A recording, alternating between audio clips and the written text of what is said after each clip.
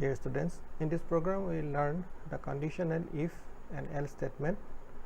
Here a group of statements will be executed if the condition is true, otherwise the next statement will be executed if the condition is false. The group of statements may contain only one statement or a group of statements. Here let us see this program from the beginning, then we understand. To save time, I have already opened this program. So this program given below illustrates the use of if-else construct. What about this program? It is written in the first statement, which is a non-executable statement written within the slash star and slash star star slash. So first statement will be include stdio.h. That means standard input output dot header file. Then main, then curly bracket starts. This curly bracket, if you click this curly bracket, it will highlight the curly bracket at the end. That means the main program will be written within these two curly brackets, this starting curly bracket and the last curly bracket. Then we'll in the next statement, within this curly bracket, that is within the main program, will define the integer variable flg, where we will input the integer value. Now this float, another three variables we will define, which are side, area and radian, RAD for radian. That means in this program we want to calculate the area of a circle and area of a square. If we put 1, then it will calculate the area of a circle, and if we put 0, then it will calculate the area of a square. Next, to display on the screen as an instruction to the user, the printf statement comes. That means enter 1 for circle and 0 for square. If you want to find out the area of a circle, we will input 1. If we want to find out the area of a square, we will input 0. Then scanf, this is the input statement for this flg. That means the value for either 1 or 0. So %d, because flg is an integer variable, so %d comma %flg. So flg, whatever value will be inputted from the keyboard, either it is 1 or 0, the flg will store that value. Now the condition will check whether flg is 1 or 0.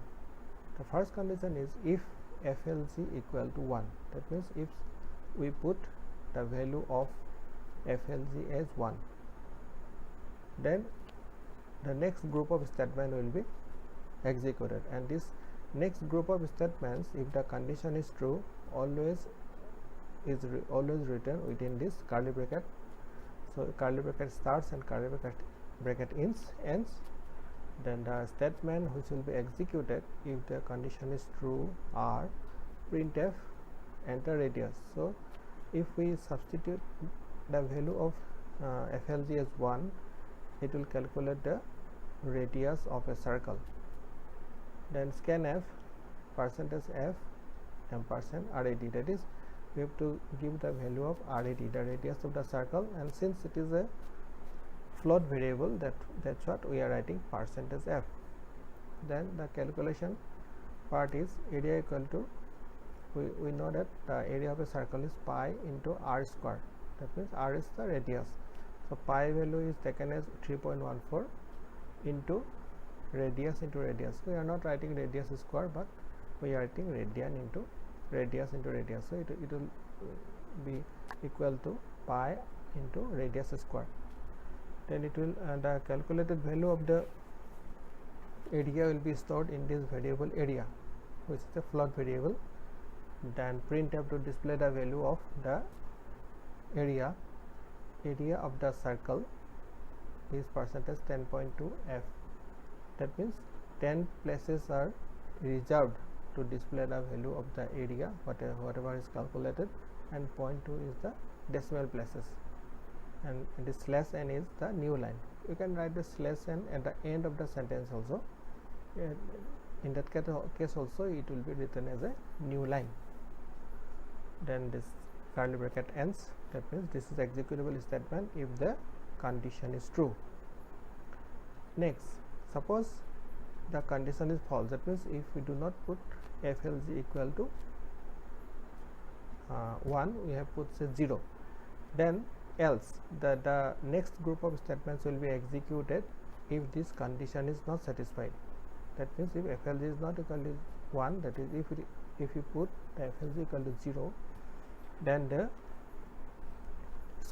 area of the square will be calculated with this group of statements.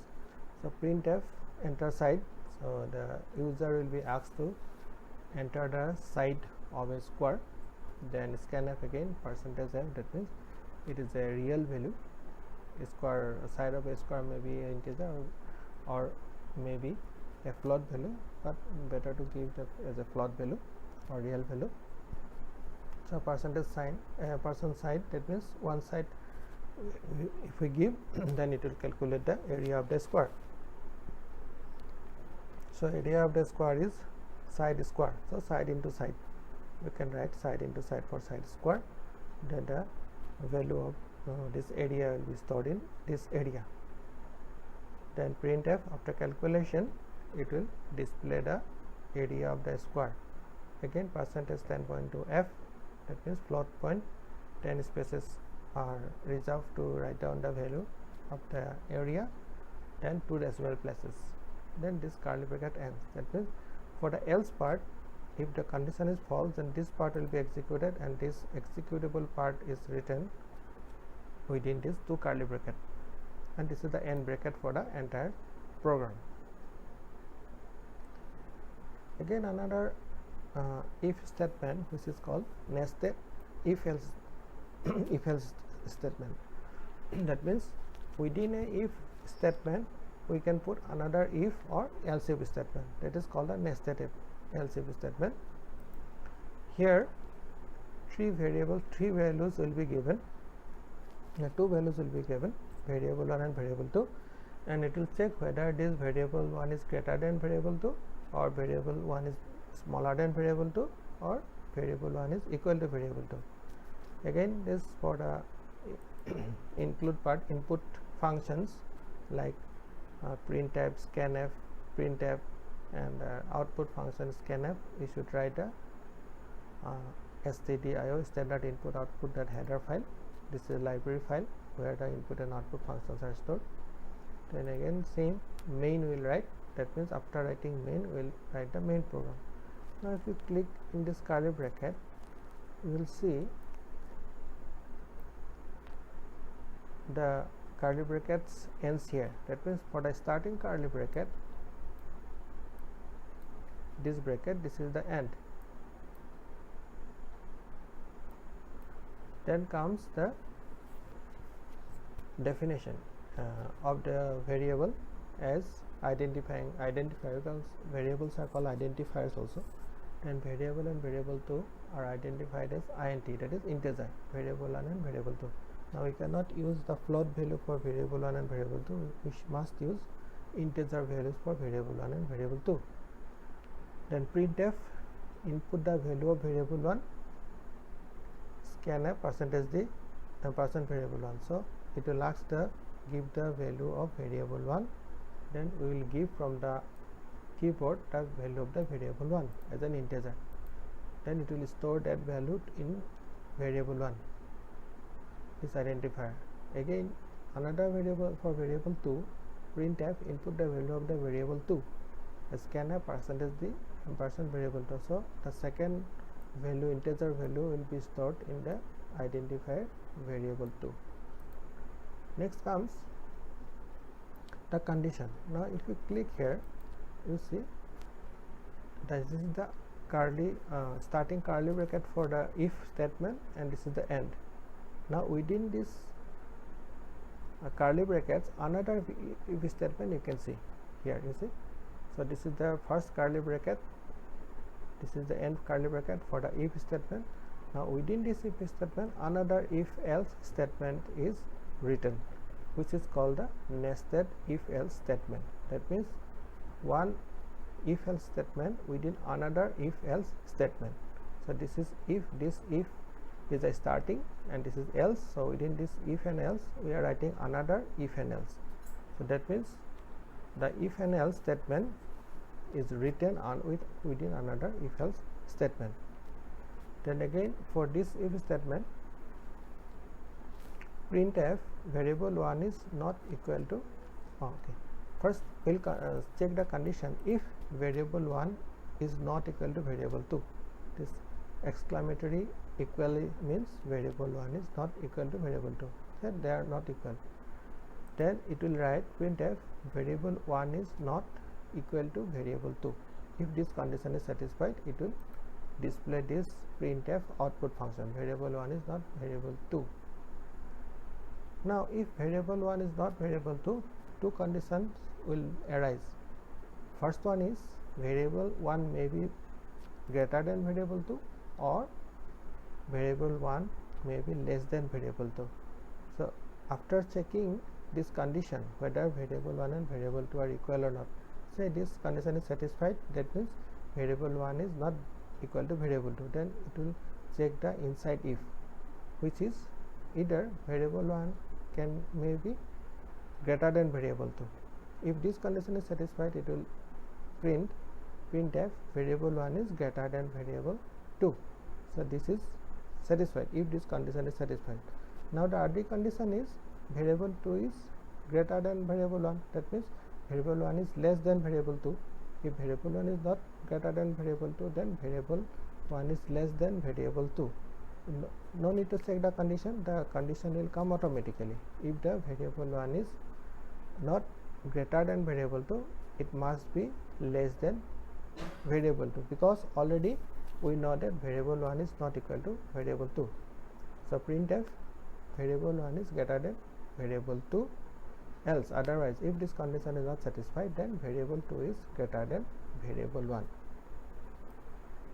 Again, if first if condition variable 1 is not greater than variable 2, it will check directly here this else statement. This else statement is for this first starting if. So that means if variable 1 is not equal to variable 2, it will not execute this statement, it will come directly to the else statement. So else, that means if these three conditions are not satisfied, variable 1 is equal to variable 2. So if variable 1 is not equal to variable 2, it will check two conditions, variable n is greater than variable 2 or variable 1 is less than variable 2. So let us check variable 1 is greater than variable 2. No need to check the variable 2 is greater than variable 1 is smaller than variable 2, because it is automatically comes if this condition is not satisfied. That means finally if variable 1 is not equal to variable 2, directly it will come to the else statement. So if you click here, this is the statement for this if condition, this statement is for this else condition, and this is the inside, that is the nested if else condition. So if variable 1 is not equal to variable 2, it will come directly here, variable 1 is equal to variable 2, then this ends the program. Now let us execute it. So already I have compiled it and stored. So again I am compiling, then run. So let us give two variable 89, input the variable 1 is 89, variable 2 is 92.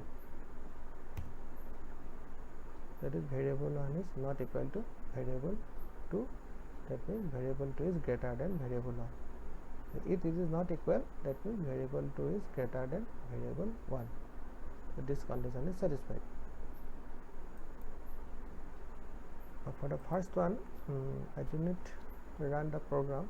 Let us again run the first one, that square, finding out the square and the area of the square and the circle. So execute, compile, then execute, run.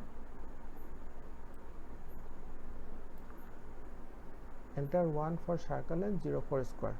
That is the display for the user. Let us 1 will put enter. So radius is 8.5 centimeters. So area of the circle is coming out as 226.87 because we are defining 2 decimal places. So again another condition, run. Let us, we want to find out the area of a square. So 0. So enter strike. We will say 14.89 maybe centimeter. Press enter. Now this second condition is area of the square is 221.71. That means if you substitute 1, it will find out the area of a circle, and if you substitute 0, it will find the area of a square. So thank you for watching.